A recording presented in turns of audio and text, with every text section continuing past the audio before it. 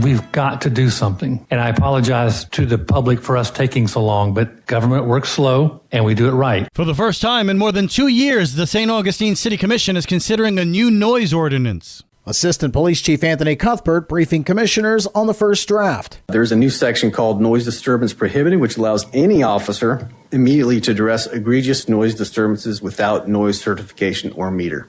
It also allows officers to take noise measurement readings from 10 feet or more from the source of any noise that's a commercial establishment that serves alcohol, food, or presenting live music. He also gave some pros and cons. So this allows for measurement to be conducted when the complainant does not allow us onto their property. Officers can proactively monitor noise levels for violations at the 10-foot distance source. We can even issue a citation as long as we've identified a complainant at some point during that night. But it allows us to actually proactively monitor bars. Now, the con is it does allow for announcement complaints, but I've already told you the state law prohibits it.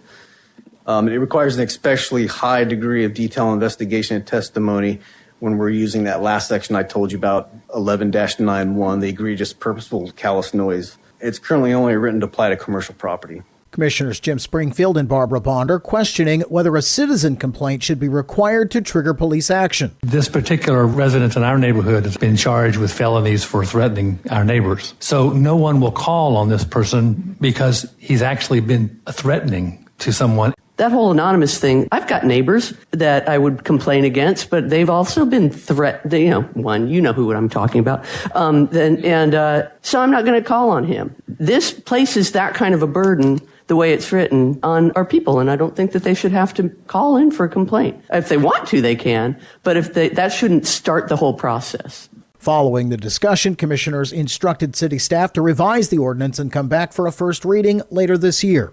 I'm Daryl Moody reporting.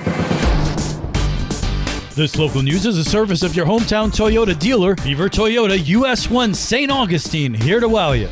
Liz Ryan gets to the bottom of a recent rash of snipe signs littering St. Johns County. There were hundreds of them, so you probably saw them. Signs on the side of the road offering a $7,000 cash advance on your tax return. The phone number on them was a 904 area code, suggesting they're a local business. Turns out they're not. The business is virtual, with no offices or staff in St. Augustine. The phone number sends you to a call bank in Texas. When I asked for the name of their business, they hung up on me. I reached out to Commissioner Ann Taylor about this, and she brought it to the attention of Code Enforcement Officer Roderick Potter. We noticed it was completely egregious with the amount of signs that they put out in the roadways and the intersections. So I've instructed the officers definitely to make sure that they do sign sweeps each and every day as they go out and confiscate those signs and any other signs that are out installed illegally in the right-of-way. Officer Potter offers this advice. Some businesses look at it as a form of cheap advertisement, but as a rule of thumb, I would just advise anyone to be very wary about trying to do business with someone who's advertising on one of those little snipe signs. 9 times out of 10, it's not a reputable business. You have to be really, really careful of being scammed or ripped off. So your personal information, there's no telling where it may end up once you call that number and start trying to deal business with them. Can just anyone pick up and remove these signs? Yes, they can. If it's been abandoned in the public right-of-way, anyone can actually confiscate those signs. Here's how to know if a sign is on public property. If they look at where the utility boxes or utility poles are, anything that's between those poles or utility boxes and the edge of the roadway, that's considered the right-of-way in most cases. Tomorrow in Part 2, Officer Potter tells us more about how these snipe signs can be a hazard. For St. Augustine's Local Morning News, I'm Liz Ryan. The St. Johns County Clerk of Court's office will host its 3rd annual Valentine's Day group wedding and vow renewal event. Hosted in partnership with the House of Assembly Events, the office will celebrate with couples at a downtown St. Augustine venue, courtesy of the Carriage House. St. Johns County Clerk of Court's Brandon Patty. It is our annual group wedding and now vow renewal ceremony on Valentine's Day, February 14th.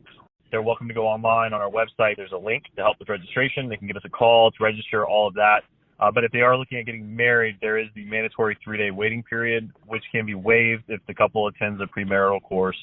Participating couples are still required to purchase a marriage license and adhere to any waiting period. For St. Augustine's Local Morning News, I'm Karen Johnson. And now you're up to date with St. Augustine's local morning news. I'm Rich Carroll.